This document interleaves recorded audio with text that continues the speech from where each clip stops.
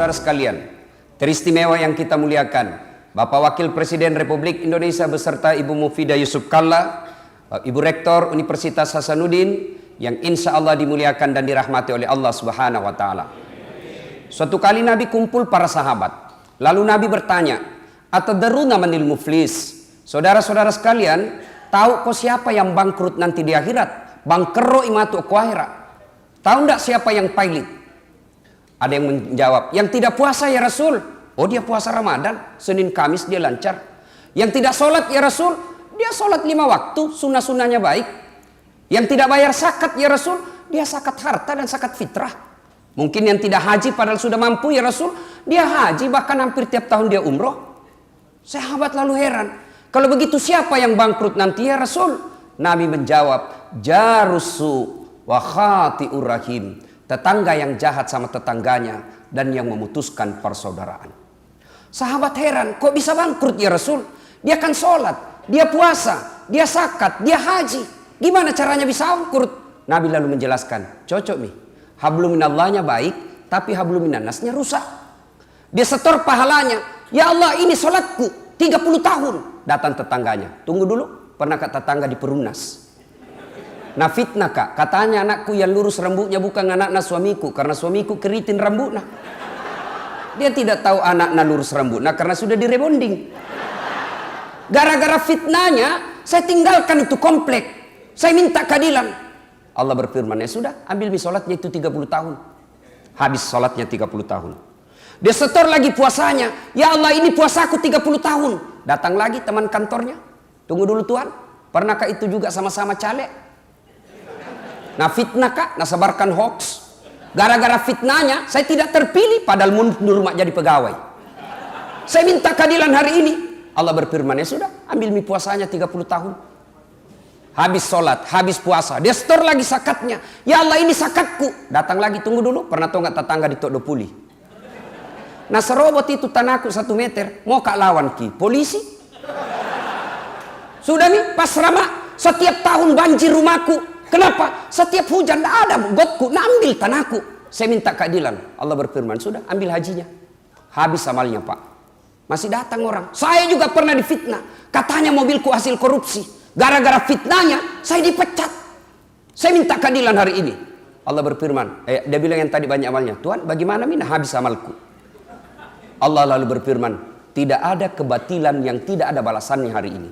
Inilah hari pengadilan seadil-adilnya. Supaya adil, ambil dosanya itu orang 20 tahun. Ambil dosanya 5 tahun, datang lagi, ambil dosanya 2 tahun, ambil dosanya 10 tahun, habis amalnya. Sementara dosanya orang masuk ke dalam dirinya. Inilah yang bangkrut. Kita tidak mau mengalami hal seperti ini, maka kita melakukan halal bihalal di tempat ini. 1 bulan penuh kita menghapus dosa. Rasulullah menginformasikan, man shoma ramadana imanan wahtisaban gufira lahu ma taqaddama min zambihi. Siapa yang berpuasa di bulan suci Ramadan, puasa saja, belum tarawih, belum tahajud, Rasulullah memberikan garansi diampuni dosanya yang telah lalu dan yang akan datang. Nah, dengan catatan dosa yang bagaimana diampuni Allah, dosa yang hubungannya kepada Allah. Sementara dosa kepada sesama manusia, dosa kepada pas pampres, dosa kepada menteri, dosa kepada Pak Wagub, dosa kepada anggota DPR, dosa kepada pembantu, sopir, belum diampuni sebelum minta maaf sampai bersangkutan. Maka kita berhalal bihalal. Halal bihalal ini bahasa Arab versi Indonesia. Bapak ke Timur Tengah sampai Tuhan tidak dapat ini bahasa halal bihalal. Halal bihalal artinya menghalalkan yang tadinya tidak halal. Bahasa Parisnya si halalakeki. Paris itu pare-pare dan sekitarnya. Nah ibu bapak saudara-saudara sekalian, makna terpenting dari halal bihalal adalah ukhuwah. Dari Sabang sampai Merauke saya ceramah halal bihalal. Sebentar malam insya Allah saya di Sukabumi, besok saya di Medan. Sama semua temanya. Halal bihalal menjalin ukhuwah. Nah sekarang poin pertama. Kenapa putus persaudaraan? 1. Sebab putus persaudaraan paling aktual Pilpres dan Pilcaleg. Sudah mila selesai Pilpres. Tidak ada 01, tidak ada 02. Sekarang yang ada 01 tambah 02 sama dengan 03, Persatuan Indonesia. Sudah jangan lagi ya. Biasa pemilu sebenarnya itu kursi rusak-rusak, bukan calonnya. Siapa? Tim suksesnya dan juru bicaranya. Disinilah hebatnya Pak JK punya juru bicara Hussein Abdullah. Masya Allah. Doa. Serius Pak. Bapak kita sering lihat di ILC. Bagaimana Pak Hussein Abdullah dengan keahlian komunikasi mampu mematahkan lawan-lawan politik. Dua, yang menyebabkan putusnya persaudaraan. Yang kedua, sombong. Apakah sombong berpakaian mahal? Belum tentu. Bapak pejabat punya emas, pula Rolex, pula berlian, pakai supaya orang tidak menghina Bapak. Apa itu sombong? Menganggap remeh orang lain dan menolak kebenaran. Itu kata Nabi. Ibu-ibu pakai emas, pakai. Kalau perlu tulis berlian. Tapi kapan dia sombong? Ketika kau pandang enteng orang palsu. Motongi pakai emas baru palsu. Sombong. Bapak pakai baju krokodil, cap buaya. Katanya kalau asli kepalanya menghadap ke dalam, kalau palsu menghadap keluar. Jadi buaya darat. Apa sombong? Belum tentu. Silahkan pakai. Itu rezeki dari Allah. Tapi jangan kau remehkan orang miskin. Kapan disebut sombong? Apa sebab sombong? Kata Nabi. Buka kitab hadis. Sombong 4 penyebabnya. 1, bertambahnya ilmu. Ini para guru besar, para dosen yang banyak gelarnya bisa sombong. Olain saya bos. Tuh. Coba ada yang bilang, kenapa itu Ustaz? Napasan dokter di depan, PhD di belakang. Nah sama Ji, beda bos. Dokter itu di depan, dokter syariah hukum Islamku. Yang PhD ku itu komunikasi. Sombong? Tidak, klarifikasi. Ayo Pak. Jangan sombong gara-gara ilmu. Ustadz bisa sombong. Adakah Ustadz sombong? Sekarang banyak saya lihat Ustadz sombong. Baru belajar agama 6 bulan. Itu pun melalui YouTube. Nah kasih salah semua orang. Halal bihalal bid'ah, tidak ada pada zaman Nabi. Maulid bid'ah, Isra Mi'raj bid'ah, taksiyah bid'ah, jabat tangan selesai sholat bid'ah, doa bersama bid'ah. Kalau begitu, jangan kau juga pakai mic ceramah. Kenapa? Tidak ada mic pada zaman Nabi. Apa? Ceramah makin tidak pakai mic. Mana mau disampai di sana Pak? Ayo, jangan sombong gara-gara ilmu. Allah jelaskan, wa ma utitu minal ilm illa qalila. Saya tidak berikan kamu ilmu kecuali sangat sedikit. Lalu apa yang kita mau sombongkan dengan gelar-gelar kita? Ada orang banyak sekali gelarnya sombong. Pas begitu dekat pensiun mulai pikun-pikun. Diprotes sama istrinya. Pak, biasanya kalau mau kopi mengajar kau cium-cium jidatku. Ini mau 2 minggu tidak pernah kau cium. Langsung dia bilang dalam hatinya suaminya, berarti siapa kau cium selama ini? Ternyata pembantunya. Jangan sombong gara-gara ilmu. Yang kedua, penyebab sombong. Yang kedua, penyebab datangnya sombong. Setelah ilmu, apa kata Nabi? Bertambahnya pangkat jabatan. Jangan sombong gara-gara pangkat. Dekan, rektor, berapa mi rektor di Unhas? Ayo, pas pampres, kau sombong bos, pensiun, wabillahi taufiq wal hidayah. Keluar. Bupati, apa mau sombong? 5 tahun, paling nyaman 10 tahun. Setelah itu, wabillahi taufiq wal hidayah. Masuk kau bos, selesiko. Apa yang kita mau sombongkan dengan jabatan? Belajar dari kisah Quran.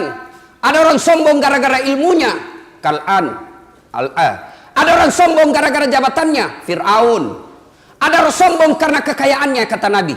Bertambahnya harta membuat sombong. Jangan sombong karena harta. Allah marah, dia titip penyakit dalam dirimu. Sehingga apa? Tidak ada bisa kau makan. Saya sering diundang orang kaya makan. Uangnya miliaran.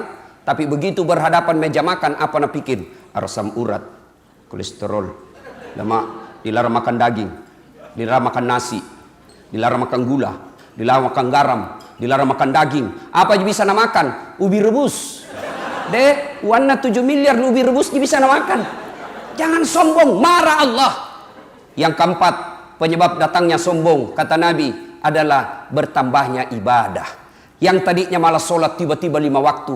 Jangan sombong. Allah tidak senang orang sombong. Dalam hadits qudsi Allah jelaskan, ada 3 temannya setan di dunia. Satu di antaranya adalah ghaniyun mutakabbir, orang kaya yang sombong. Ilmuwan sombong, Allah tidak senang, temannya setan. Orang kaya sombong, temannya setan. Pejabat sombong, temannya setan. Tapi orang masih maklum, ia tahu wajar, kaya, tinggi pangkatnya, tinggi ilmunya, wajar. Tapi temannya setan.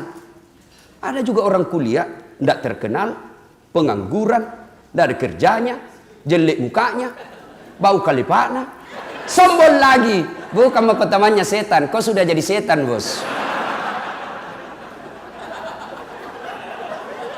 Ibu bapak, saudara-saudara sekalian, yang ketiga, sebab putusnya persaudaraan. Yang ketiga, tadi 1 pemilu, yang kedua kesombongan, yang ketiga sangka buruk. Jangan Pak, jangankan sebuah negara, rumah tangga saja tidak akan pernah akur ketika suami istri saling sangka buruk. Telepon suaminya tidak dijawab, sangka buruk. Telepon istrinya tidak dijawab, sangka buruk, maka tidak akan tenang. Coba kalau ditelepon suami tidak dijawab, oh suamiku lagi sholat duha. Enak perasaan. Tiba-tiba masuk WhatsApp, kuliah suamimu bonceng cewek, jadi sangka baik. Oh maghrib ki kodong suamiku. Tenang perasaan. Tiba-tiba kita dimutasi, yang tadinya kepala dinas, yang tadinya kita staf dirjen, tiba-tiba non-job, sangka baik.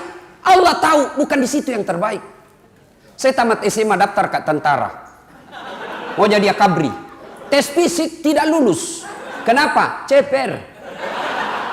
Temanku lulus waktu itu polisi, sekarang dia reserse di Sulbar. Pakai baret merah, 1 bunga. Saya lulus pakai baret putih, jadi ustadz. Alhamdulillah dengan baret putih yang saya pakai, mulai baret hitam sampai baret merah, ku caramai kau semua. Apa? Sangka baik, jangan pernah sangka buruk. Ayo, 2013 saya ikut Pilkada Makassar. Kalah? Tidak, cuma yang menang lebih banyak suaranya. Ini namanya sangka baik. Jangan pernah sangka buruk. Jangan pernah sangka buruk. Maka demi Allah, tidak ada ketenangan orang yang bersangka buruk. Sangka buruk itu biasanya berlebih-lebihan cara membencinya. Belajar dari Quran. Quran mengajarkan, cintailah sesuatu sekedarnya saja. Karena bisa jadi kau cintai hari ini, justru kau benci besok. Bencilah sesuatu sekedarnya saja, karena bisa jadi yang kau benci hari ini baku baik kau besok. Belajar dari Pilpres Indonesia. Baku lawan-lawan dulu 2014, baku baik lagi. Baku lawan-lawan dulu 2009, baik lagi. Jadi jangan, belajar dari sejarah. Bencilah sesuatu sekedarnya saja, cintai sesuatu sekedarnya saja. Lalu lengkapi dengan informasi Quran. Bisa jadi apa yang menurutmu baik, belum tentu di sisi Allah baik. Dan bisa jadi apa yang menurutmu jelek, belum tentu di sisi Allah jelek. Insya Allah sangka baik menenteramkan perasaan. Berikutnya yang menyebabkan putusnya persaudaraan apa? Serakah, mabu aja, mau nambik semua. Akan ada orang begitu Pak. Barangkali orang tidak lawan kita, tapi lambat laun dia jengkel. Akhirnya apa? Dia tinggalkan. Maka orang yang serakah itu, apa yang ada di pikirnya? Selalu hanya duit. Kekayaan itu duit, kekayaan itu deposito, kekayaan itu tambang. Padahal kekayaan kita, kata Allah, fi ahsani takwim. Nih badanmu yang paling sempurna. Saya kasih contoh.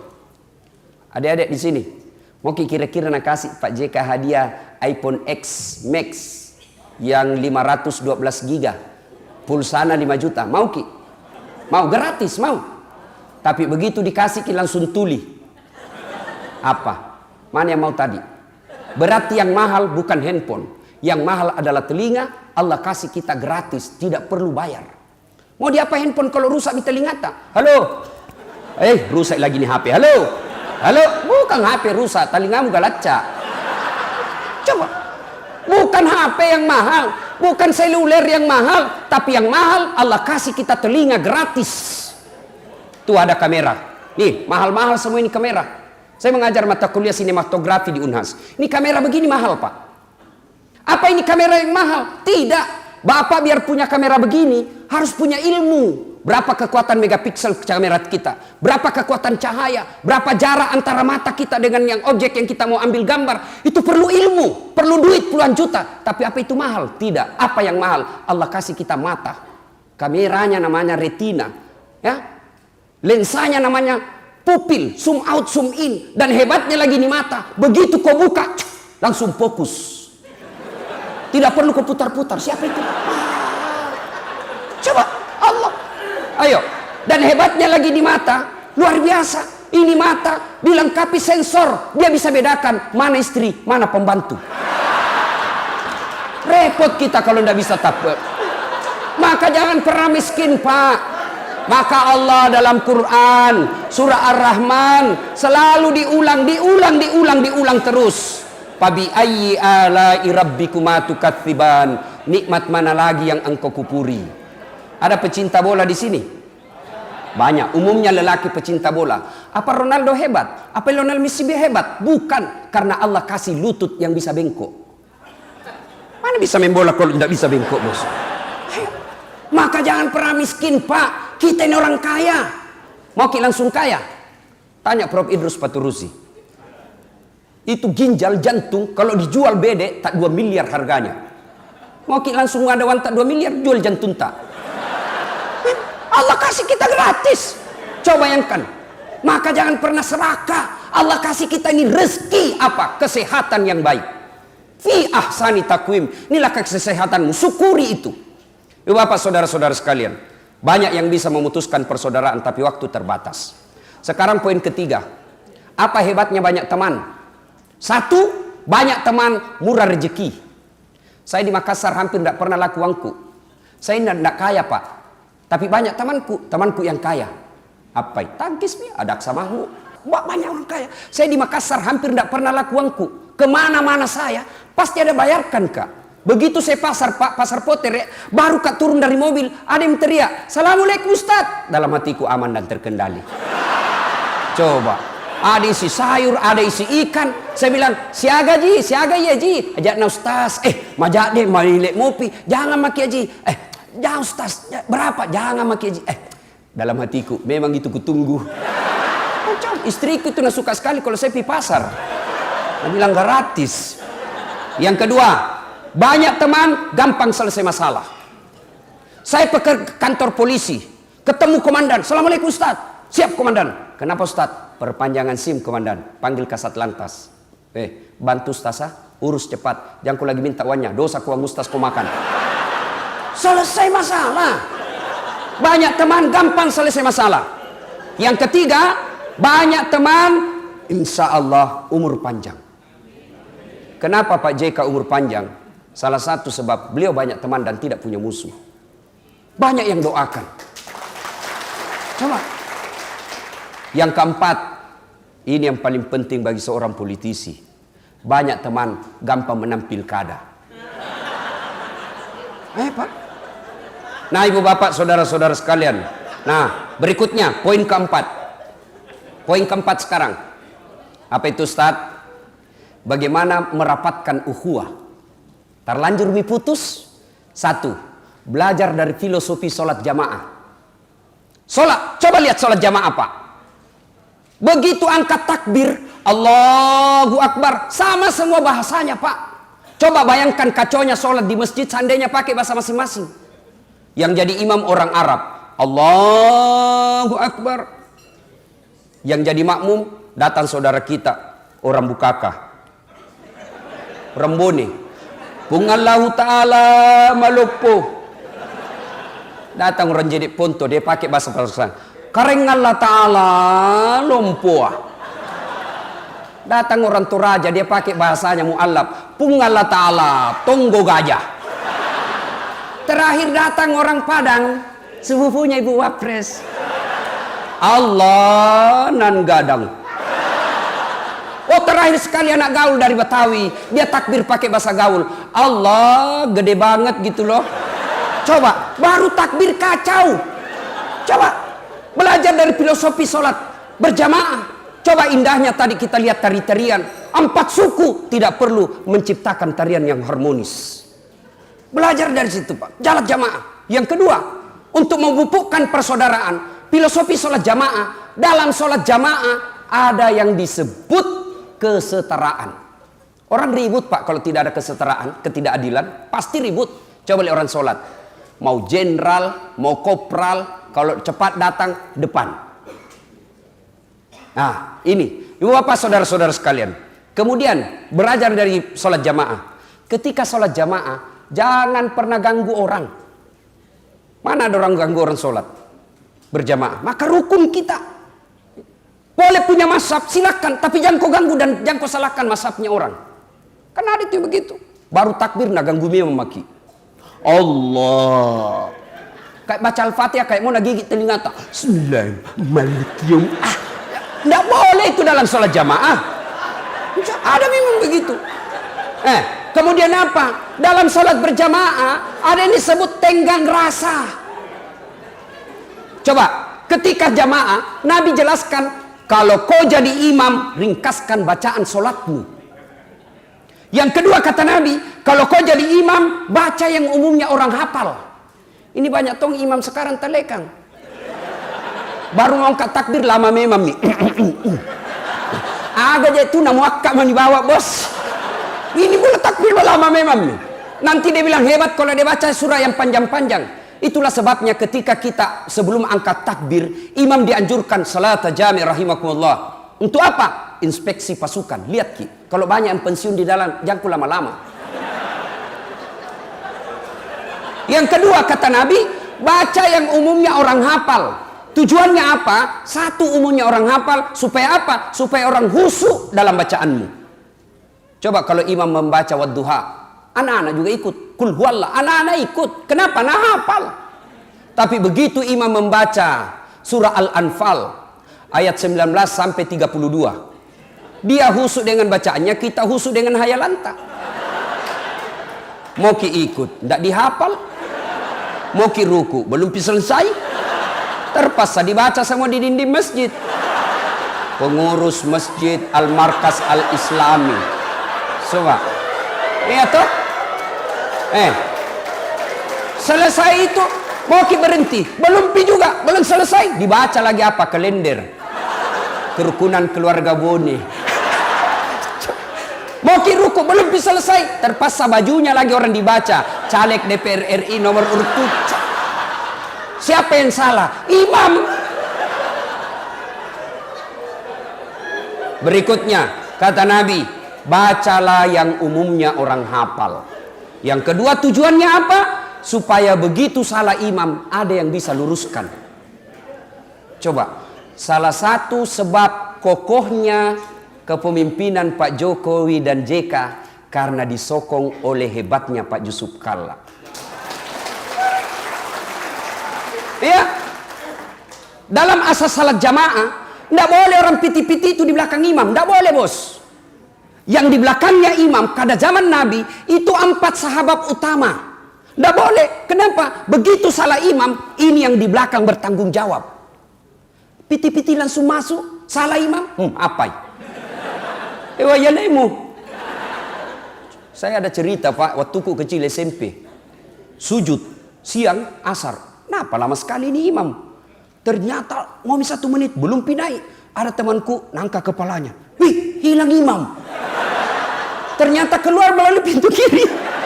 Selesai sholat ditanya, kenapa ki keluar Pak Imam? Metuk kana. Dia bilang kentuk kak. Pak Imam lain kali kalau kentut ki angkat kepalanya jamaah tak supaya dia lihat ki orang. Dia bilang sengaja kak nak kamalu kak kuliah. Kacau Pak. Ibu bapak saudara-saudara sekalian yang saya hormati. Ini filosofi sholat jamaah. Kalau ini kita amalkan Pak, aman ini negara. Nah ibu bapak saudara-saudara sekalian, banyak yang ingin kita sampaikan tapi waktu yang terbatas. Yang berikutnya menyambungkan persaudaraan itu setelah berjamaah. Yang berikutnya wal afina ilan nas, maafkan orang yang salah kepadamu. Belajar dari Rasulullah. Datang Rasulullah ke Taif, memohon bantuan orang Taif setelah dari Makkah dihina. Datang ke Taif, tapi apa sambutan orang-orang Taif? Dilempari Nabi. Siapa yang lempari Nabi? Bukan orang dewasa, anak-anak kacuping. Anak-anak kecil dilempari Nabi sampai robek dia punya pipi beliau. Datang malaikat Jibril menawarkan bantuan. Ya Muhammad, tak lewat-lewat ini. Karena itu kalau ada yang ganggu Muhammad itu Pak, langsung muncul itu malaikat Jibril seperti itu iklan Wani Piro. Ya langsung muncul. Jibril, kata Muhammad, Jibril, Muhammad, keterlaluan ini orang Taif. Saya diperintah Allah untuk hancurkan mereka. Kau berdoa saja. mendengar ini apa jawaban Nabi? Ya Jibril, kalau Allah ingin mengabulkan doaku, saya hanya berdoa, ya Allah, berikan mereka hidayah. Mereka memperlakukan seperti itu karena dia tidak tahu apa yang saya bawakan. Saya membawa hidayah buat mereka. Terbukti doanya Nabi dikabulkan sampai detik ini, Pak. Saya keliling-keliling di Saudi Arabia, orang Taif paling baik akhlak dan tutur katanya. Nah, coba kalau saya kira-kira terkupumak babak belur, tiba-tiba datang satu bantuan tentara, bagaimana Das'ad? Habiskan! Tapi Nabi tidak. Inilah menyambungkan persaudaraan dengan cara apa? Memaafkan, innallaha yuhibbul mukhlisin. Bukan cuma memaafkan, tapi dibalas dengan kebaikan. Berbicara soal ini tentu gampang, tapi mempraktekkannya tentu sangat sulit. Ibu bapak saudara-saudara sekalian, inilah tausiah kita, dan pada intinya Allah Subhanahu wa taala berfirman, wa'tasimu bihablillahi jami'an wa la tafarraqu. Berpegang teguhlah engkau kepada tali persaudaraan agama Allah dan janganlah engkau bercerai-berai. Integrity is very important thing in development process. Persatuan dan kesatuan bangsa adalah modal yang sangat berharga dalam proses pembangunan, diwujudkan dalam sila ketiga Pancasila, persatuan Indonesia. Akhirnya saya mengucapkan terima kasih yang sebesar-besarnya kepada panitia yang telah mengundang dan memberikan kesempatan kepada saya untuk tampil di tempat ini. Tentu berbicara di tempat ini adalah kemuliaan yang sangat besar. Karenanya sekali lagi terima kasih panitia, dan hebatnya lagi nak kasih ketawa bisnis kelas pesawatnya. Tidak tahu ini pulangnya nanti.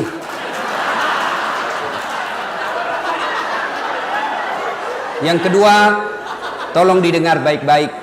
Saya mewakili seluruh Sivitas Akademik Universitas Hasanuddin dan IKA Universitas Hasanuddin menyampaikan terima kasih dan penghargaan yang setinggi-tingginya kepada Ibu Hajah Mufidah Yusuf Kalla yang telah selama ini memelihara Pak Yusuf Kalla, mendampingi Yusuf Kalla, sehingga kami punya kebanggaan menjadi orang Sulawesi Selatan. Tanpa campur tangan dan bantuan Ibu, saya yakin Pak Yusuf Kalla tidak seperti sekarang ini. Fungsinya seorang wanita adalah mendampingi suami untuk menuju kesuksesan. Saya berdoa mudah-mudahan ibu bahagia lahir batin, dan insya Allah di akhirat tetap dipertemukan menjadi suami yang mawaddah warahmah. Demikian, mudah-mudahan ada manfaat. Lebih dan kurangnya mohon dimaafkan. Nun wal kalam yamesturun. Billahi fi sabilil haq. Assalamualaikum warahmatullahi wabarakatuh.